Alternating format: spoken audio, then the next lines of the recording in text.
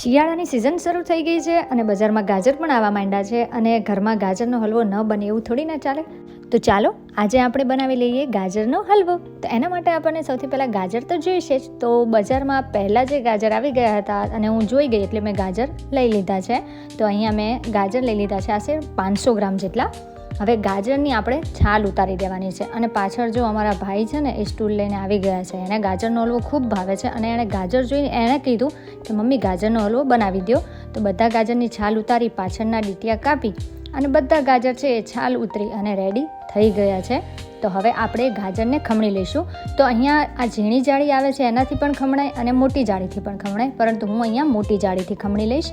એનાથી શું છે કે એકદમ ગાજર ઓલાય નહીં થઈ જાય. થોડા આ રીતના સહેજ મોટી છીણ રહેશે ને તો મજા આવશે બનાવવાની. અને અહીંયા બધા ગાજર છે એને આપણે છીણ કરી લઈશું. અને હા, એક જરૂરી સૂચના કે જો તમે મારો વિડીયો પહેલી વાર જુઓ છો, મારી ચેનલ પર ફર્સ્ટ ટાઈમ આવ્યા છો, તો પ્લીઝ મારી ચેનલને સબસ્ક્રાઈબ કરો અને નવા વિડીયોના નોટિફિકેશન માટે બેલ આઇકન જરૂરથી પ્રેસ કરો. હવે ગાજર છીણાઈ જાય ત્યારબાદ આવી રીતે વચ્ચેનો ભાગ આવે છે ને એ આપણે રાખવાનો નથી અને ફેંકી દેવાનો છે. એ ગાજરમાં છીણમાં ન આવે એનું ખાસ ધ્યાન રાખવું. હવે અહીંયા બધા ગાજર છે એનું છીણ રેડી થઈ ગયું છે. તો હવે હલવા બનાવવાની આપણે શરૂઆત કરી લઈએ. તો અહીંયા પેનમાં એક મોટો ચમચો ભરી અને ઘી એડ કરી દીધું છે.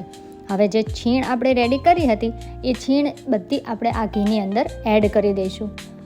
થોડું ગાજરના હલવામાં ઘી થોડું વધારે એડ કરજો, તો એનો ટેસ્ટ છે ને હલવામાં એ સરસ ખૂબ જ મજા પડશે. તો હવે અહીંયા બધું છીણ છે એ ગાજર સાથે મિક્સ કરી લઈશું, એટલે કે ઘીની અંદર આપણે ગાજરને મિક્સ કરી લઈશું.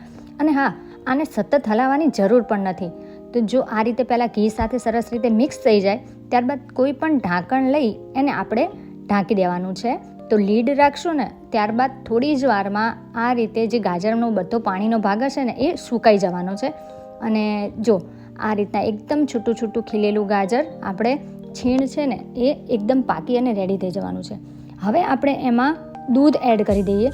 તો દૂધ કેટલું લેવાનું? જો ગાજરમાં વધારે માવો કરવો હશે ને તો થોડું દૂધ આપણે વધારે જ લઈ લઈશું. એટલે 500 ગ્રામ ગાજર છે તો આશરે એની ઉપર 500 ગ્રામ દૂધ એડ કરી લઈશું. અને હા, એકદમ સરસ આપણો માવો બને ને એના માટે આપણે મલાઈ, ઘરની જે દૂધ ઉપરની મલાઈ નીકળે છે ને એ એડ કરવાની છે. તો અહીંયા મેં 2 થી 3 ચમચી જેટલી ઘરની મલાઈ એડ કરી છે. જેટલી વધારે મલાઈ એડ કરશો ને એટલો માવો બનશે ગાજરના હલવામાં, એટલો સરસ માવો બનીને રેડી થઈ જશે. અને જો અહીંયા એકદમ ગાજર છે એકદમ તરે ને એ રીતના મેં દૂધ એડ કરી લીધું છે, એટલે કે ડૂબ થઈ જવા જોઈએ ગાજર.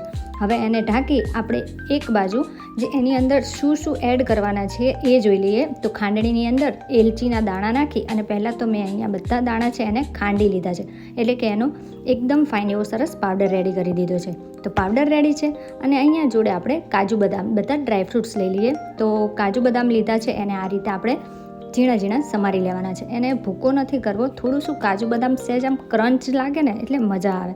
તો અહીંયા કાજુ બદામ છે એ પણ ટુકડા થઈ અને રેડી થઈ ગયા છે. અને આ બાજુ આપણે ગાજરના હલવાનું ઢાંકણ ખોલી અને ચેક કરી લઈએ. તો જો દૂધ કેવું સરસ રીતે બળવા લાગે છે. અને વારી ઘડીએ હલાવવાની પણ ઝંઝટ નહીં કે ચલો વારી ઘડીએ આપણે સતત હલાવતા જ રહીએ ગાજરને હલવાને.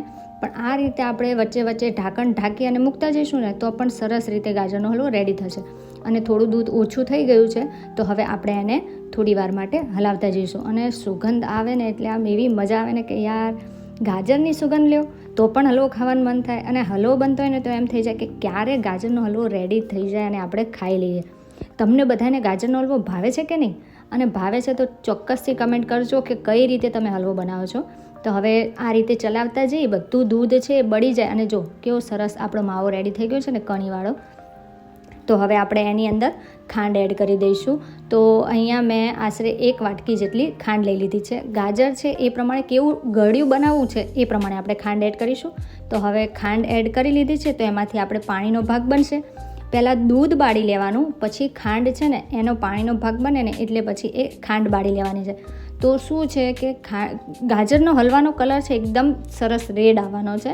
તો અહીંયા આપણે જ્યાં સુધી બધા થોડી ખાંડ બળી જાય ત્યારબાદ આપણે જે ડ્રાયફ્રૂટ્સ એડ કર્યા હતા ને, કાપ્યા હતા ને એ એડ કરી લઈશું. અને ઇલાયચીનો પાવડર એડ કરી લઈશું.